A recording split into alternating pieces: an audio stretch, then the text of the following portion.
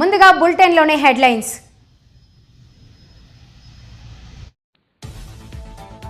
గత ప్రభుత్వంలో శాఖలో భూములు దోచుకున్నారు మంత్రి మరియు టీడీపీ ఎమ్మెల్యేలు. నవరత్నాలు అమలు చేసిన ఘనత జగన్కే దక్కుతుంది మాజీ ఎమ్మెల్యే వెంకట్రామిరెడ్డి.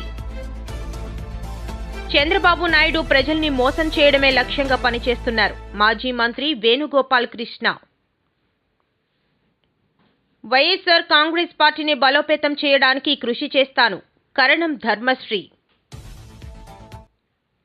వైసీపీ పార్టీపై ఘాటు విమర్శలు చేసిన మంత్రి కొలుసు పార్థసారథి.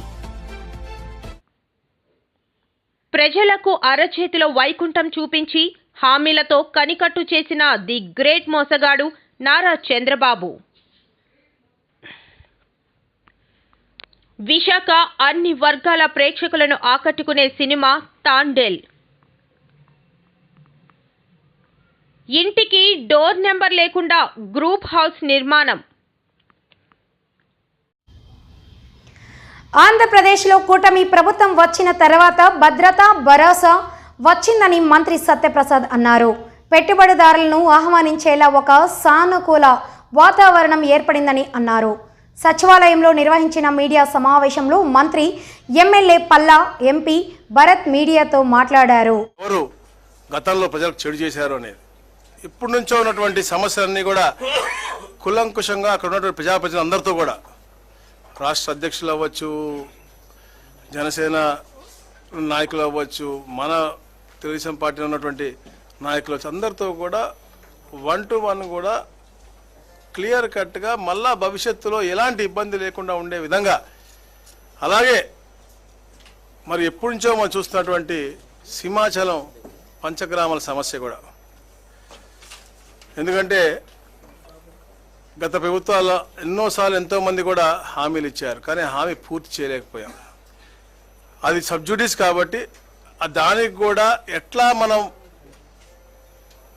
కోర్టు నుంచి కూడా ఆర్డర్ తెచ్చుకోవాలనేది కూడా లీగల్ ఒపీనియన్ కూడా తీసుకుని అలాగే గౌరవ అశోక్ గజపతిరాజు గారు, ఎందుకంటే వారి యొక్క పూర్వీకుల నుంచి వచ్చేటువంటి అనువంశిక చైర్మన్ కాబట్టి వారికి కూడా ప్రత్యేక కృతజ్ఞత తెలియజేసుకుంటూ వారి యొక్క అనుమతితో దాదాపుగా 500 ఎకరాలు అంటే 5,000 కోట్ల రూపాయలు విలువ చేసే భూమిని ప్రత్యామ్నాయంగా ఇచ్చి 12,000 ఇల్లుల దాకా రెగ్యులేట్ చేసే ఒక ప్రక్రియ. దానిపైన నిజంగా విశాఖపట్నం పంచగ్రామంలో ఉన్నటువంటి ప్రతి ఒక్క గృహంలో ఉండే ప్రతి ఒక్క కుటుంబం కూడా ఆనందంతో ఉండాలి. దాని పెద్ద ఎత్తున మా నాయకులు కార్యకర్తలు కూడా క్షేత్రస్థాయిలో కూడా తీసుకెళ్లాలని చెప్పేసి మేము కోరుతా ఉన్నాం. దానికి మరి ఒకసారి రాజావారి కుటుంబానికి అలాగే ముఖ్యమంత్రి గారికి కూడా అక్కడ ఉన్నటువంటి శాసనసభ్యులు అలాగే గ్రామస్తుల ద్వారా కూడా కృతజ్ఞత తెలియజేస్తా ఉన్నాం. అలాగే ఏదైతే ఎప్పటి నుంచో ఉన్నటువంటి గత ప్రభుత్వం అంటే దాన్ని ఎక్కడ కూడా సుమారు 12,000 మంది కుటుంబాలు, ఒక వ్యక్తులు కాదండి, 12,149 కుటుంబాలు ఉన్నాయి. వాళ్ళకి న్యాయం చేద్దాం నాకు ఆలోచనలో లేరు వారు. ఈరోజు మళ్ళీ ముఖ్యమంత్రి గారు చాలా సానుకూలంగా కోర్టుని కూడా దృష్టిలో పెట్టుకొని వారికి ఈక్వల్ ఎక్స్టెంట్, అలాగే ఈక్వల్ వాల్యూ ఉన్నది, రిజిస్ట్రేషన్ వాల్యూ ఈక్వల్గా ఉన్నది. ఈరోజు ఈ 420 ఎకరాలకు బదులు 610 ఎకరాలు ఈక్వల్ రిజిస్ట్రేషన్ వాల్యూ ఉన్నది ఇవ్వడం జరిగింది. అంటే అర్బన్ ఏరియాస్లోనే ల్యాండ్ ట్రాన్స్ఫర్ చేస్తున్నాం. ఇదే కాకుండా ఆ వాల్యూ ఈ 410 ఎకరాలకి వాల్యూ కలిపి సుమారు 5,300 కోట్లు దాని రిజిస్ట్రేషన్ వాల్యూ తీసుకొని మరి రేపు కౌంటర్ ఫైల్ చేయబోతున్నాం. ఇది ఖచ్చితంగా కోర్టులో సానుకూలంగా మాకు స్పందన వస్తుందని చెప్పేసి తెలియజేస్తున్నాం. ఇదే కాకుండా మీకు ఇక్కడ ఇంకొక విషయం ఏంటంటే, గతంలో మేము జియో ఏదైతే 229 ఇచ్చామో దానికి 60 కోట్ల రూపాయలు రమారమి రెగ్యులైజేషన్ ఫీజు రావడం జరిగిందండి. కానీ గత ప్రభుత్వం ఇచ్చిన దాంట్లో 420 కోట్ల రూపాయలు వాల్యూ వస్తుంది. కనుక దా వాల్యూ కూడా 60 crores కాకుండా 420 కోట్లు వచ్చేటట్టుగానే ఆ వాల్యూ 450 కోట్లు ఎంతో వచ్చినట్టుగా కలిపి ఆ రెగ్యులేషన్ అమౌంట్ కలిపి ల్యాండ్ వాల్యూ కలిపి సుమారు 610 ఎకరాలు ఇవ్వడం జరుగుతుందండి. అంటే ఇప్పుడు తీసుకున్నటువంటి ల్యాండ్ కన్నా ఎక్కువ వాల్యూ ఉన్నదే ఇస్తున్నారని చెప్పడానికి నా ఉద్దేశం అని చెప్పి ఈ సందర్భంగా తెలియజేస్తున్నాను. కనుక ఖచ్చితంగా ఎంతో మందికి వెసులుబాటు రాబోతుంది అని చెప్పేసి మేము ఆశిస్తున్నాం. ఇది మ్యాటరు కోర్టులో ఉన్నప్పటికీ కూడా కోర్టులు కూడా మాకు అనుకూలంగా స్పందన వస్తుందని చెప్పేసి మేము తెలియజేస్తున్నాం. అంటే ఖచ్చితంగా ఇది ఒక 2-3 నెలల్లో ఒక పరిష్కార మార్గం దొరుకుతుందని చెప్పేసి ఈ సందర్భంగా మీ ద్వారా నేను ప్రధానికానికి తెలియజేస్తున్నానండి. విల్లిగానండి, వాళ్ళు అంతా వెరిఫై చేసుకున్నారు, దేవస్థానం వాళ్ళు చూసుకున్నారు. వారు అలాగే రెవెన్యూ మంత్రి గారు ఒక కమిటీలా మరలా దీనిపైన ఏ రకంగా ఆలోచన చేయాలనేటువంటిది చేయడం జరుగుతుంది. ముఖ్యంగా ఈ 296/388 స్టేట్ వైడ్ వచ్చిన జీవోని ఎక్కువ శాతం విశాఖపట్నం జిల్లాలోనే ఉపయోగించుకోవడం జరిగింది. రెవెన్యూకి సంబంధించినటువంటిది మీ అందరికీ తెలుసు. ఒక ఏవిఆర్ఎస్ ద్వారా పట్టాలు ఇచ్చిన తర్వాత ముఖ్యమంత్రి గారు పసుపు కుంకుమ ఇచ్చి విశాఖపట్నంలో వేల సంఖ్యలో పట్టాల పంపిణీ జరిగితే ఒక జాతర మాదిరిగా ఎక్కడైనా ఏదైనా అవినీతి జరిగింది. ఇచ్చిన అన్ని హామీలను జగన్ అమలు చేశారని, నవరత్నాలు కూడా అమలు చేసిన ఘనత జగన్కే దక్కుతుందని మాజీ ఎమ్మెల్యే వెంకటరామిరెడ్డి అన్నారు. బుధవారం ఆయన మీడియాతో మాట్లాడుతూ 19 నుంచి 24 వరకు కూడా ఒక విద్యా రంగంలోనే 73,000 కోట్ల రూపాయలు, అంటే ఫీజు రియంబర్స్మెంట్ కావచ్చు, అమ్మఒడి కావచ్చు, నాడు నేడు స్కూళ్ళ దగ్గర కానీ బుక్స్, డ్రెస్సులు ఇవన్నీ కూడా తీసుకొని వచ్చేసి 73,000 కోట్ల రూపాయలు కూడా ఖర్చు పెట్టడం జరిగింది వైఎస్ఆర్ కాంగ్రెస్ పార్టీ ప్రభుత్వం కూడా. అలాగే జగన్మోహన్ రెడ్డి గారు ముఖ్యమంత్రి అయిన తర్వాత 2019లో, అంతకంటే ముందు కూటమి ప్రభుత్వంలో ఉన్నప్పుడు కూడా ఆ రోజు కూటమి 2014 నుంచి 19 వరకు ఎవరికైనా వారు కూడా ఏదైతే రాజశేఖర రెడ్డి గారు ఫీజు రియంబర్స్మెంట్ పెట్టారో దాన్ని కొనసాగించే పద్ధతిలో కూడా 1780 కోట్లు కూడా ఆ రోజు బకాయిలు పెట్టిపోతే ఆ ప్రభుత్వం కూడా ఆ బకాయిలతో పాటు 19-20కి సంవత్సరం కలిసి ఒకే మారు, అంటే 2020 చివరిలో ఒకే మారు కూడా 4,000 కోట్లు, అంటే పాత బకాయిలు కూడా, అంటే ఆ ప్రభుత్వం ఉన్న బకాయిలు 1788 కోట్లతో పాటు 4,000 కోట్ల రూపాయలు కూడా రిలీజ్ చేసిన ఘనత కూడా ముఖ్యమంత్రిగా జగన్మోహన్ రెడ్డి గారిది. ఈరోజు ఈ రాష్ట్రంలో కూటమి ప్రభుత్వం ఏర్పడి 8 మాసాలు కూడా పూర్తి అవుతూ ఉంది. మార్చికి అనేది కూడా అకాడమిక్ ఇయర్ కూడా ఎండ్ అవుతూ ఉంది. ఈరోజు ఇంజనీరింగ్ కాలేజీలో కానీ, ప్రైవేటు డిగ్రీ కాలేజీలో కానీ, ఐటీఐలో, పాలిటెక్నిక్ కాలేజీలో, ప్రైవేట్ దాంట్లో కూడా చాలామంది కూడా ఫీజులు కట్టాలి అని ఒత్తిడి కూడా చేస్తూ ఉన్నారు. వెంటనే కూడా చెల్లించాలి అంటున్నారు. కానీ ప్రభుత్వం మాత్రం నిమ్మకు నీరెత్తినట్లుగా ఎక్కడ కానీ ప్రభుత్వంలో చలనం కూడా ఎక్కడ కానీ లేని కూడా లేదు. 700 కోట్ల రూపాయలు రిలీజ్ చేస్తామని చెప్పేసి దాదాపుగా 25 రోజుల కిందట మాట చెప్పింది, కానీ ఇంతవరకు ఒక్క పైసా కూడా విడుదల చేయలేదు ఈ కూటమి ప్రభుత్వం కూడా. గతంలో కూడా, అంటే గతంలో 2019 అంటే 20, 23, 24, 25 సంవత్సరానికి కూడా జగన్మోహన్ రెడ్డి గారు ముఖ్యమంత్రిగా ఉన్నప్పుడు వైఎస్ఆర్ కాంగ్రెస్ పార్టీ ప్రభుత్వం కూడా ఫీజుల కోసము చివరిలో, అంటే మార్చి 1వ తేదీ 2వ తేదీ పేదల ద్వేషి అయిన చంద్రబాబు నాయుడు ప్రజల్ని మోసం చేయడమే లక్ష్యంగా పనిచేస్తున్నారని మాజీ మంత్రి వేణుగోపాల్ కృష్ణ అన్నారు. ప్రజలకు ఇచ్చిన హామీలపై కూటమి ప్రభుత్వం వెనక్కి తగ్గడంపై బుధవారం మీడియాతో మాట్లాడారు. ఒకసారి మననం చేసుకోవాలి. ఆ రోజు ఏమన్నాడు ఆయన? రైతులకు రుణమాఫీ చేస్తానన్నాడు. చేశారా? లేదే. 87,600 కోట్ల రూపాయల రుణాలు ఉన్నాయి. వాటిని బేషరతుగా మాఫీ చేస్తానని చెప్పినప్పుడు ఆనాటి ప్రతిపక్షంలో ఉన్నటువంటి జగన్మోహన్ రెడ్డి గారు చెప్పారు, రైతుల్ని నేను మోసగించలేను, ఇది సాధ్యం కాదనేటువంటి విషయం. అధికారంలోకి వచ్చిన చంద్రబాబు నాయుడు గారు కేవలం 15,000 కోట్ల రూపాయలు కోత కమిటీ వేశారు, కోతలు కోశారు. 15,000 కోట్ల రూపాయలు మాత్రమే రైతులకు సహాయం అందేటట్టుగా చేశారు. మరి ఇది మోసం కాదా?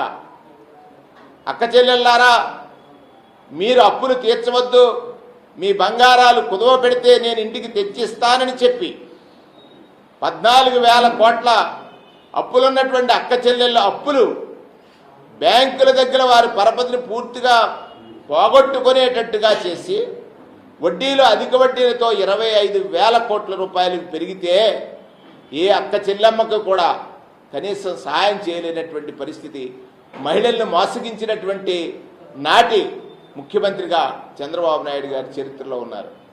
రాష్ట్ర విభజన జరిగింది. ప్రత్యేక తరగతి హోదాని రాత్రికి రాత్రే ఓటు నోటు కేసులో ఆయన ముద్దాయిగా ఉండి రాత్రికి రాత్రే విజయవాడకి తరలి వచ్చి ఏం చేశారు?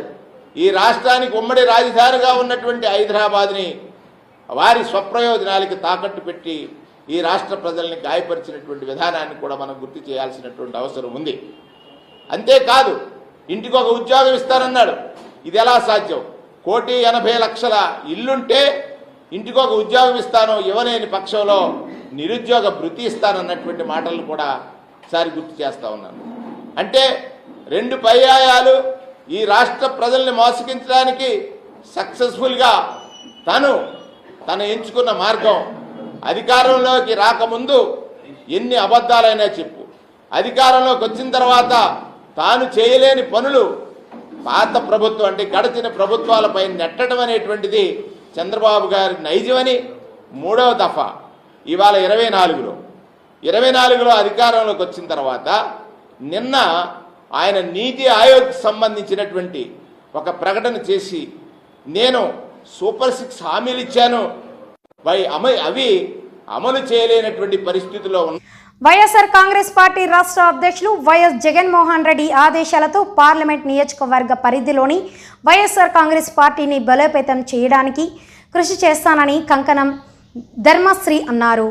అనకాపల్లి పార్లమెంటరీ జిల్లా సమన్వయకర్త కరణం ధర్మశ్రీ మాట్లాడుతూ వైఎస్ జగన్మోహన్ రెడ్డి ఆదేశాల మేరకు పార్లమెంట్ పరిధిలో ఉన్న 7 నియోజకవర్గాల పార్టీ అభివృద్ధికి కృషి చేస్తానని అన్నారు. మాజీ ఉప ముఖ్యమంత్రి బూడి ముత్యాల నాయుడు, మాజీ మంత్రి గుడివాడ అమర్నాథ్ల సహకారంతో పార్టీని ముందుకు తీసుకెళ్తానని తెలిపారు. నా ఇష్టపూర్వకంగానే అనకాపల్లి పార్లమెంటరీ పార్టీ సమన్వయకర్తగా వచ్చానని తెలిపారు. వైఎస్ఆర్ కాంగ్రెస్ పార్టీలో ఎవరైనా మాజీ ముఖ్యమంత్రి వైఎస్ జగన్మోహన్ రెడ్డి అడుగుజాడల్లో నడుస్తామని తెలిపారు. ఈ కార్యక్రమంలో సీనియర్ నాయకులు దంతులూరి దిలీప్ కుమార్, పట్టణ వైఎస్ఆర్సీపీ అధ్యక్షులు మందపాటి జానకిరామరాజు, ఎంపీపీలు గొర్లి సూరిబాబు, కలగా గున్నయ్య నాయుడు, జీవీఎంసీ కార్పొరేషన్ పరిధి ఇన్ఛార్జీలు మరియు అనకాపల్లి నియోజకవర్గంలోని ముఖ్య నాయకులు పాల్గొన్నారు.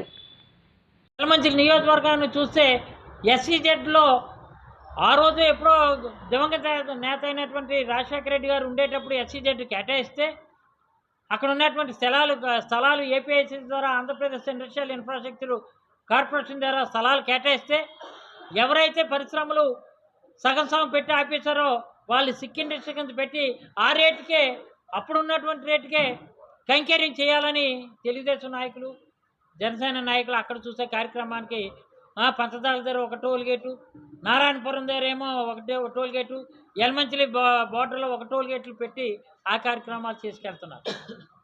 అలాగే ఇవన్నీ పోతే పైకాపై నియోజకవర్గం వరకు కానీ చూసుకున్నట్లయితే ఏదో స్టీల్ ప్లాంట్ అని వంకతో ప్రైవేట్ స్టీల్ ప్లాంట్ వస్తుంది, చుట్టూ ఉన్నటువంటి భూములకి గిరాకీలు పెరిగిపోతాయి అని చెప్పి భూ దళారులందరినీ కూడా అక్కడి నుంచి దించి కృష్ణా జిల్లా నుంచి, గుంటూరు జిల్లా నుంచి భూ దళాలను అందరినీ కూడా దించి అక్కడ రియల్ ఎస్టేట్ వ్యాపారం కోసం ఎజెండా కింద హోంమంత్రి దగ్గర నుంచి, హోమ్ మినిస్టర్ దగ్గర నుంచి చిన్న చోట టీడీపీ నాయకుల వరకు కూడా పైకరాపల్లి నియోజకవర్గం మీద దృష్టి పెట్టడం జరిగింది. పోనీ ఇవన్నీ పక్కన పెడితే నర్సీపట్నం నియోజకవర్గం కింద చూస్తే గంధాయిని అడ్డాగా పెట్టుకొని ఏజెన్సీ నుంచి పాడేరు, చింతపల్లి, అరకు, అనంతగిరి, దుబ్బరగూడ, గులగొండ, జీకే వీధి, పెద్దపల్లి, ముచ్చుంపుట్టు, చింతపల్లి, అక్కడి నుంచి మండలాల నుంచి వైసీపీ చేసిన తప్పులకు ప్రాయశ్చిత్తం చేసుకోవడం లేదని మంత్రి కొలుసు పార్థసారథి అన్నారు. బుధవారం మీడియాతో మాట్లాడుతూ నెంబర్ 2 స్థానంలో ఉన్న వారు కూడా పార్టీని వదిలించుకోవాలని చూస్తున్నారు అంటే అర్థం చేసుకోవాలన్నారు. ఈ రాష్ట్రాన్ని దేశంలో ఉన్నత స్థానానికి తీసుకువెళ్ళడానికి ప్రయత్నించుకోకుండా తన మూర్ఖత్వపు పరిపాలనతో ఈ రాష్ట్రాన్ని అగాధంలోకి నెట్టేశారని చెప్పేసి మనం చేస్తా ఉన్నాను. ఇది వాస్తవం కాదనుకుంటే దమ్ముంటే ఎవరైనా సరే వైఎస్ఆర్ కాంగ్రెస్ పార్టీ నుంచి బహిరంగంగా చర్చించడానికి సిద్ధం అని చెప్పేసి కూడా ఛాలెంజ్ చేస్తా ఉన్నాం. అగాధంలోకి నెట్టవేయబడిన ఈ రాష్ట్రాన్ని ఒడ్డున వేయటానికి, తిరిగి గాడిలో పెట్టడానికి చంద్రబాబు నాయుడు గారు ప్రయత్నం చేస్తున్న విషయం ఈ రాష్ట్ర ప్రజలందరూ కూడా గమనించాలని చెప్పేసి మనం చేస్తా ఉన్నాను. నేను మీ 7 నెలల పరిపాలన, తెలుగుదేశం పార్టీ 7 నెలల పరిపాలన మీద ఏదైనా చర్చకు వచ్చేట్లయితే ఎక్కడైనా సరే సిద్ధమని చెప్పేసి ఛాలెంజ్ చేస్తా ఉన్నాం. అంతేగాని మాకు ఒక పత్రిక ఉంది, పెన్ను మాది, ఇంకు మాది, మేము ఏదైనా రాసేయచ్చు, ప్రజల్ని మభ్యపెట్టచ్చు లేదా తప్పుదారి పట్టించవచ్చు అని ఆలోచన చేస్తే మాత్రం అది క్షమించడానికి నేరం అవుతుందని చెప్పేసి నేను మనవి చేస్తా ఉన్నాను. ఒకసారి గత ప్రభుత్వం నుంచి ప్రభుత్వానికి అందిన రాష్ట్రం యొక్క పరిస్థితి ఆలోచించినట్లయితే 10 లక్షల కోట్లకు పైబడి అప్పులు, 71,000 కోట్లు అసలు, వడ్డీ చెల్లింపు 1,40,000 కోట్లు, 2 అసలు వడ్డీ కలిపి 1,40,000 కోట్ల రూపాయలు భారాన్ని ఈ రాష్ట్రం మీద వేశారు. ఆలోచిద్దాం. అప్పు చేస్తున్న తప్పు కాదని కూడా కొంతమంది వాదన చేస్తారు. కానీ మీరు తీసుకొచ్చిన అప్పుని ఏ విధంగా ఈ రాష్ట్రానికి సంపద కానీ ఆస్తులు కానీ సృష్టించడానికి ఖర్చు పెట్టారో కావాలంటే ఒక ఇండిపెండెంట్ ఏజెన్సీతో మనం ఎంక్వైరీ చేపిద్దామని చెప్పేసి నేను ఛాలెంజ్ చేస్తా ఉన్నాను. నేను కేవలం మీరు విలాసాలకి, మీ మూర్ఖత్వపు ఆలోచనలకి ఒక రూపం ఇవ్వటానికి, మీరు ఆలోచించిందే కరెక్ట్ అనే విధంగా మేధావులు కానివ్వండి, అధికారులు కానివ్వండి, ఇటువంటి వాళ్ళ అభిప్రాయాలు తెలుసుకోకుండా పూర్తిగా గాదులోకి ప్రజలకు అరచేతిలో వైకుంఠం చూపించి హామీలతో కనికట్టు చేసిన ది గ్రేట్ మోసగాడు నారా చంద్రబాబు ఎట్టకేలకు తన ముసుగు మొత్తం తీసేశారని కాకాని గోవర్ధన్ రెడ్డి మండిపడ్డారు. ప్రజలకు అరచేతిలో వైకుంఠం చూపించి హామీలతో కనికట్టు చేసిన ది గ్రేట్ మోసగాడు నారా చంద్రబాబు ఎట్టకేలకు తన ముసుగు మొత్తం తీసేశారని కాకాని గోవర్ధన్ రెడ్డి మండిపడ్డారు. ప్రకటించిన తర్వాత కూడా జగన్మోహన్ రెడ్డి గారు ఎన్నికలకు ముందు ఇచ్చినటువంటి అన్ని హామీలను నిలబెట్టుకుంటూ దాదాపు 99% హామీలని అమలు చేసినటువంటి ఘనత. ఈరోజు అదేవిధంగా ఆలోచన చేస్తే చంద్రబాబు నాయుడు అనేక రకాలైనటువంటి హామీలు ఇచ్చాడు. 5,000 కోట్ల రూపాయలు జగన్మోహన్ రెడ్డి గారు దిగిపోయేటప్పటికి చంద్రబాబు నాయుడు గద్దెనెక్కేదానికి ఖజానాలో ఉన్నాయి. 100 కోట్లు గతంలో చంద్రబాబు నాయుడు వదిలి వెళితే జగన్మోహన్ రెడ్డి గారు 5,000 కోట్ల రూపాయలు చంద్రబాబు నాయుడు గారికి అప్పగించి వెళ్ళాడు. అటువంటి నేపథ్యంలో ఏమాత్రం విలువ లేకుండా, ఏమాత్రం విశ్వసనీయత లేకుండా చంద్రబాబు నాయుడు ఈరోజు నేను మోసం చేయడానికి సిద్ధపడ్డాను అని చెప్పి నిన్న నీతి ఆయోగ్ సంబంధించినటువంటి నివేదిక ప్రజెంటేషన్లో మాట్లాడడం జరిగింది. చంద్రబాబు నాయుడు గారు నిన్న ఆ ప్రజెంటేషన్ ఇస్తూ ఏమి మాట్లాడాడు అనేటువంటిది 1 నిమిషం మీకే వినిపిస్తాను, వినండి. అభివృద్ధి చేయాలి. అభివృద్ధి చేస్తే సంపద సృష్టించబడుతుంది. సంపద సృష్టిస్తే ఆదాయం పెరుగుతుంది. ఆదాయం పెరిగితే ఆడపల్లి సంక్షేమానికి అభివృద్ధికి ఖర్చు పెట్టే పరిస్థితి వస్తుంది. ఇవన్నీ దీన్ని రాబోయే రోజుల్లో నా ఫిలాసఫీ ప్రకారం మోర్ మనీ ఉంటే more capital expenditure, more growth rate వస్తుంది, మోర్ రెవెన్యూ వస్తుంది, సస్టైనిటీ వస్తుంది. ఆ సస్టైన్ తీసుకురావస్తేనే ప్రజలకు ఎంత జరుగుతుంది. నేను చెప్పిన సూపర్ 6 ఇస్తాం, ఇంకా బెటర్గా ఇస్తాం, P4 వస్తాం. ఇలాంటివన్నీ చేసిన డెవలప్మెంట్ వెల్ఫేర్ రెండు కూడా చేసుకుంటూ పర్ క్యాపిటల్ ఇన్కమ్ వేస్తే బెటర్ లివింగ్ స్టాండర్డ్స్ వస్తాయి. అది చంద్రబాబు నాయుడు గారు నిన్న చెప్పినటువంటి నీతి ఆయోగ్ నివేదిక మీద ప్రజెంటేషన్. ఏం చెప్పాడు?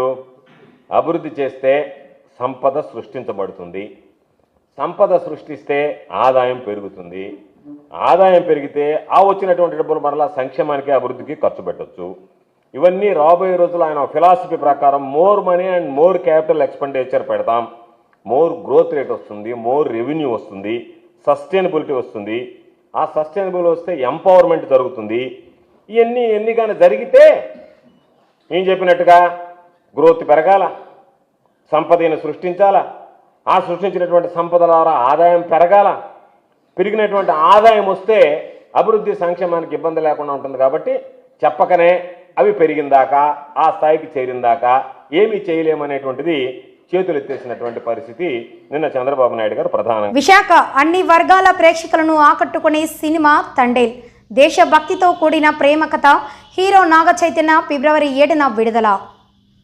నాగ చైతన్య హీరోగా, సాయి పల్లవి హీరోయిన్ గా, చందు మొండేటి దర్శకత్వంలో బన్నీ వాసు నిర్మించిన తండేల్ చిత్ర ట్రైలర్ లాంచ్ కార్యక్రమం మంగళవారం సాయంత్రం రామా టాకీస్ హాల్లో జరిగింది.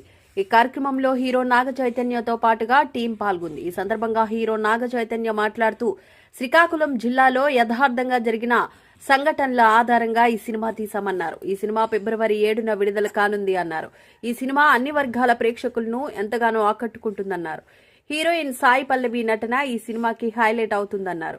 దేవిశ్రీ ప్రసాద్ వీణుల విందుగా సంగీతం అందించారు అని ప్రశంసించారు. ఇది దేశభక్తితో కూడిన ప్రేమ కథ అని గుర్తు చేశారు. విశాఖ జిల్లా కోర్టు పరిసరాల్లో చిత్ర షూటింగ్ జరిగిందన్నారు. విశాఖలో ట్రైలర్ లాంచ్ ఆనందంగా ఉందన్నారు. మత్స్యకారుల జీవన విధానం అధ్యయనం చేశాను. విశాఖ జాలరుపేటలో కూడా తిరిగానన్నారు. స్టోరీని అందించినటువంటి రైటర్ కార్తిక్ మాటలు వినేద్దాం ఇప్పుడు. కార్తిక్ గారు ప్లీజ్.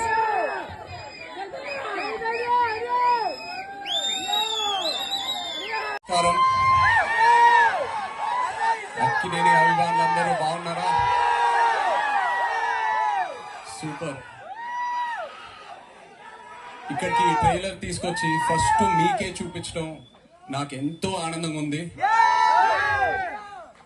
ఎందుకంటే ఈ తండేల్ ప్రయాణం స్క్రిప్ట్ లాక్ అయ్యే ముందు ఫస్ట్ వైజాగ్ లోనే మొదలైంది. మేము వైజాగ్ లో అడుగుపెట్టి ఆ తర్వాత శ్రీకాకుళంకి వెళ్ళి అక్కడున్న మత్స్యకారులందరితో టైం స్పెండ్ చేసి వాళ్ళ లైఫ్ ఏంటి, వాళ్ళ ఛాలెంజెస్ ఏంటి, వాళ్ళు ఎలా ఉంటారు, వాళ్ళు తినే తిండి ఏంటి అన్ని కనుక్కొని ఆ తర్వాత వైజాగ్ వచ్చి ఇక్కడ జాలార్పేటలో తిరిగి ఆ తర్వాత సముద్రంలోకి వెళ్ళి యాటను చూసి నేర్చుకొని ఆ తర్వాత నాకు తండేల్ రాజు క్యారెక్టర్ గురించి క్లారిటీ వచ్చింది. సో ఇక్కడికి వచ్చుండకపోతే ఈ తండేల్ రాజు క్యారెక్టర్ ఉండేది కాదు. So thank you so much. ఈ థ్యాంక్స్ లో చాలా మందికి థ్యాంక్స్ చెప్పాలి ఈ విషయంలో. ఇక్కడ ఫస్ట్ వేదిక మీద ఉన్న మా టీం అందరికి, Karthik thank you for the wonderful story you brought us. అలాగే భాను గారు, సత్య గారు థ్యాంక్ యూ. అండ్ మన పుష్ప కా బాప్. ఇంటికి డోర్ నెంబర్ లేకుండా గ్రూప్ హౌస్ నిర్మాణం సామాన్యుడికి మాత్రమే ప్లానింగ్లు వర్తిస్తాయా?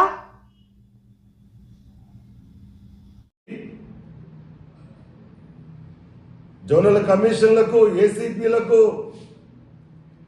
చీఫ్ ప్లానర్ గారికి, ఇంజనీరింగ్ డిపార్ట్మెంట్కి, ఏసీబీ వారికి అందరికీ కూడా వినతి పత్రాలు ఇవ్వడం జరుగుద్ది. ఆ ఇచ్చే క్రమంలో పేరు, డోర్ నంబరు, వార్డు నంబరు పొందుపరిచి అవి మీకు తెలియజేస్తాము. ఈ 3 రోజుల్లో మీరు చర్య తీసుకుంటారని మేము భావిస్తాం. చర్య తీసుకోకపోతే జరగబోయే పరిణామాలకు పూర్తిగా మీరే భరించాలని చెప్పి కూడా ఈ సందర్భంగా తెలియజేస్తున్నా. దౌర్భాగ్యం ఏంటి అంటే యథేచ్ఛగా ఇల్లు నిర్మాణం చేసుకొని ఆ ఇంటికి డోర్ నంబర్ కూడా లేనటువంటి గ్రూప్ హౌస్ను కట్టుకొని వాళ్ళ ఉన్నారు అంటే మరి ఎంత దారుణానికి ఒడిగడుతున్నారు వాళ్ళు. అధికారులు ఏం చేస్తున్నారు? ఒక సామాన్యుడు లేకుంటే ఒక మధ్యతరగతి అతను చిన్న గోడ కట్టుకుంటే మీ చైర్మన్లను, మీ వాళ్ళను పంపించి ఆఫ్ చేస్తుంటారే.